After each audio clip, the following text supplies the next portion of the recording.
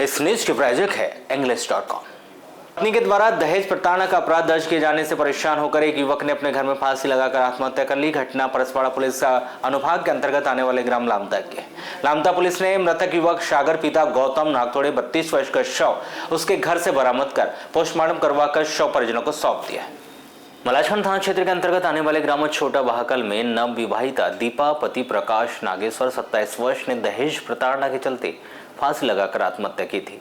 दहेज हत्या के इस मामले में इस नवविवाहिता के पति प्रकाश पिता बलराम नागेश्वर, ससुर बलराम नागेश्वर और सास उर्मिला नागेश्वर को गिरफ्तार कर लिया है। तीनों को बैयर के न्यायालय में पेश किया गया, जहां से उन्हें न्यायिक परीक्षा में जेल भिजवा दिया गया है। प्राप्त जानकारी के अनुसार दीपा का मायका ग्राम मेंढ की बैयर का है। सन 2020 में लॉकडाउन के दौरान दीपा की शादी प्रकाश नागेश्वर ग्राम छोटा बहाकल निवासी के साथ सामाजिक रीति रिवाज से हुई थी। परिवार में पति प्रकाश नागेश्वर के अलावा ससुर बलराम, सास उर्मिला, देवर शुभम और ननद बबीता लोग हैं। दीपा का पति प्रकाश नागेश्वर माध्यमिक शाला पाथरी में भृत्य है। दीपा अपने सास ससुर के साथ खेती किसानी करती थी। इसके दो बेटी, बड़ी बेटी रिया और छोटी बेटी 3 माह की थी, जिसकी मृत्यु हो चुकी है। 20 फरवरी को सुबह दीपा का पति प्रकाश नागेश्वर पाथरी स्कूल चला गया था। 10 बजे देवर शुभम नागेश्वर पलेरा स्कूल चला गया था। उसके बाद ससुर बलराम नागेश्वर मोगा बाजार चले।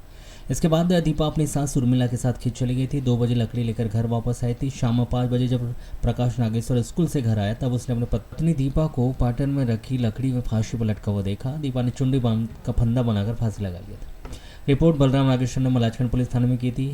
पुलिस स्टाफ मौके पर पहुंचकर पंचनामा कार्रवाई के पश्चात पोस्टमार्टम करवाकर परिजनों को सौंप दिया था। वहीं एसडीओपी की अरविंद शाह बैयर के द्वारा जांच की जा रही थी। जांच में पाया गया कि दीपा की शादी में उसके मायके वालों ने अपने हैसियत के अनुसार दहेज में सामान दिया था, परंतु शादी के बाद से प्रकाश और उसके माता पिता शादी में कुछ ढंग से दहेज नहीं लाई करके सरकारी नौकरी वाला होने के बावजूद भी मोटरसाइकिल नहीं दिया और मोटरसाइकिल खरीदने के लिए दीपा को मायके से पैसा लेकर आने की मांग करने लगे थे और उसे शारीरिक और मानसिक रूप से प्रताड़ित किया करते थे।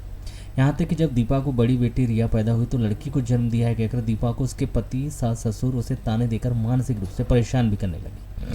सितंबर 2024 में दीपा ने दोबारा एक बेटी को जन्म दिया था। तब दीपा से उसके पति सास ससुर बच्ची जन्मी को जन्म देती है कहकर उसे वाद विवाद कर मारपीट करना उन्हें चालू कर दिया था। इस बच्चे की 3 माह के भीतर ही मौत हो गई।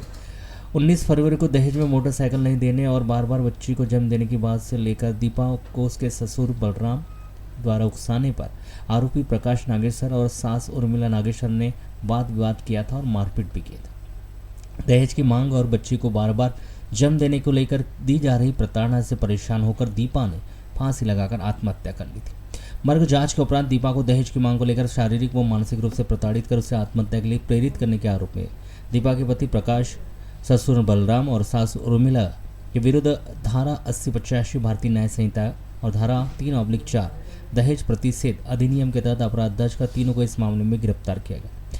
21 मार्च को तीनों को बैयर की अदालत में पेश कर दिया गया, जहां से उसे न्यायिक परीक्षा में जेल भिजवा दिया गया है।